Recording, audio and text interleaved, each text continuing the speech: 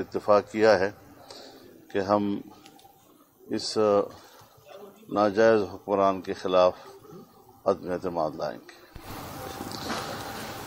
اور اس سلسلے میں جو حکومت کی حلیف جماعتیں ہیں ان سے بھی رابطے کریں گے کہ وہ اپنا اتحاد ختم کر کے ملک اور قوم پر رحم کریں اور ملک کے مستقبل اور عوام کی بدحالی جو اس وقت ہے اس کو مد نظر رکھیں، اور ایسی حکومت کے اتحادی بننا جو ہے وہ شاید اب مزید سیاسی طور پر اور اقتصادی طور پر ملک کے لیے مفید نہیں ہے۔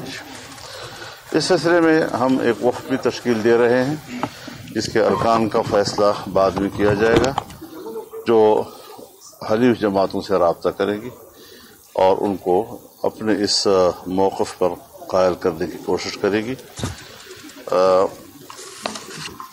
تو فی الحال تو ہم نے اب یہ فیصلہ کر دیا۔ مولانا صاحب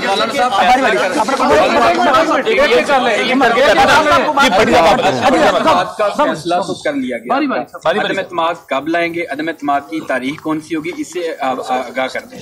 جی میں نے عرض کر دیا ہے آپ سے کہ پہلے ہم کچھ جو پیشگی اس پر ہوم ورک ہوتا ہے وہ مکمل کریں، کیونکہ اس کے بغیر عدم اعتماد کا ووٹ مکمل نہیں ہوگا۔ تو ہم نے اس کے لیے ظاہر ہے جی کہ ووٹ بھی تو مکمل کرنا ہے، صرف لفظ تو نہیں ہے کہ آپ نے روایتی طور پر ایک چیز پیش کر دی اور بس ختم ہو گئی بات۔ اچھا مولانا صاحب یہ فرمائے گا کہ ایک تو دو سوال ہیں چھوٹے چھوٹے، ایک تو لانگ مارچ کیا جائے گا یا نہیں کیا جائے گا، اور دوسرا سوال یہ ہے بحیثیت پی ٹی ایم سربراہ کے آپ بلاول بھٹو زرداری سے معذرت کریں گے کہ یہی بات انہوں نے ڈیڑھ سال پہلے کی تھی جو آج آپ اعلان کر رہے ہیں، کیا پولیٹیکل غلطی تھی وگرنہ آج عمران خان شاید اقتدار میں نہ ہوتے؟ آپ ہمیں ہٹا رہے ہیں، لڑا رہے ہیں۔ میں آپ سے یہاں لاہور میں شاید اور لیکن اسلام آباد میں تو بار بار ایک بات کہہ چکا ہوں کہ میں ہدف ایک ہی رکھوں گا، اور کبھی میں کسی اپوزیشن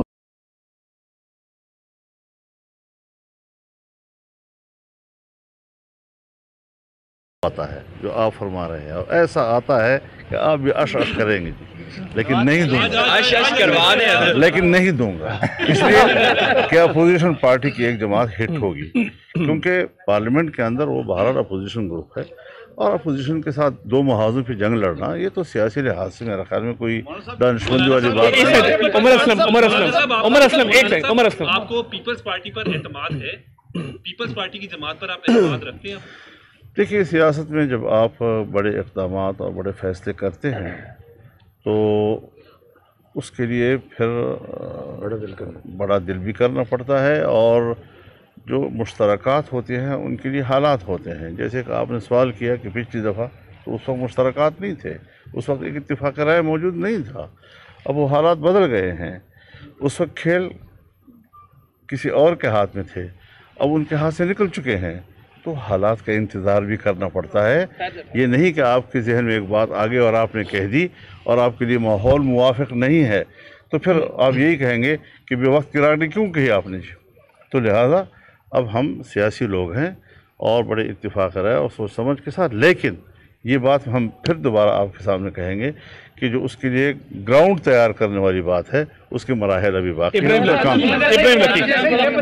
کہ پی ڈی ایم نے جتنا عرصہ ایک جمہوریت کے لیے فائٹ کی ہے، اگر حکمران جو اتحادی جماعتیں ہیں وہ آن بورڈ نہیں ہوتی تو اس کا مطلب یہ ہے کہ پی ڈی ایم کی پٹاری میں کچھ نہیں، اس پہ ہم پھر بھی زندہ ہوں گے انشاءاللہ، اگر اللہ نے زندگی دی ہے پھر بیٹھیں گے، اس پر بات کریں گے، فیصلہ کریں گے کیا کریں گے۔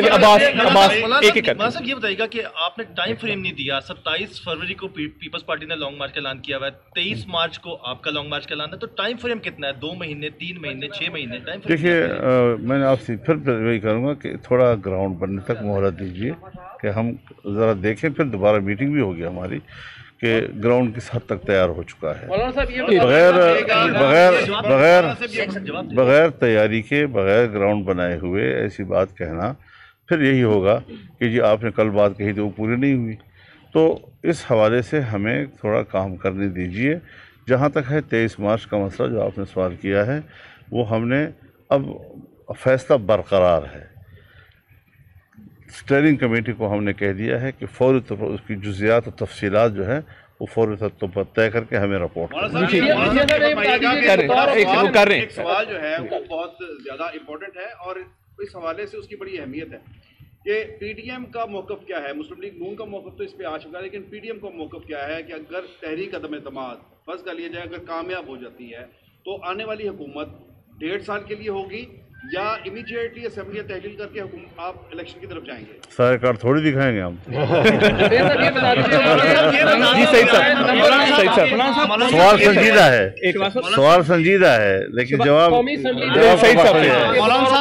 से ले रहे ना। सही साहब एक ये फरमाइएगा कि अगर हलीफ जमात किसी वजह से कायल नहीं हो पाती जो कि पीडीएम का मौक़िफ़ है, तो ऐसी सूरत में आप समझते हैं कि आपके पास इतने नंबर्स होंगे कि तहरीक अदम एतमाद फिर भी पेश कर सकते या लॉन्ग मार्च की फिर बैठेंगे हम वापस। मौलाना साहब अगर आपकी अभी इस साइड से यार मलिक साहब तैयारी नहीं थी तो इसका ऐलान क्यों किया है? किस चीज का? अगर तैयारी नहीं थी अभी आपने कोई ग्राउंड भी नहीं बनाई, कुछ भी नहीं किया, तो फिर ये ऐलान किस लिए किया? ये इसलिए किया है कि हमने करना है और कामयाब होंगे इंशाअल्लाह। आरिफ मलिक जी, आपने किया हुआ है कि ये लेके आनी है तरीके एतमाद, तो क्या पहले ये आप लोग तीनों ऐवानों में लेके आएंगे या सिर्फ कौमी असेंबली वज़ीर आज़म के खिलाफ लेके आएंगे तरीके एतमाद?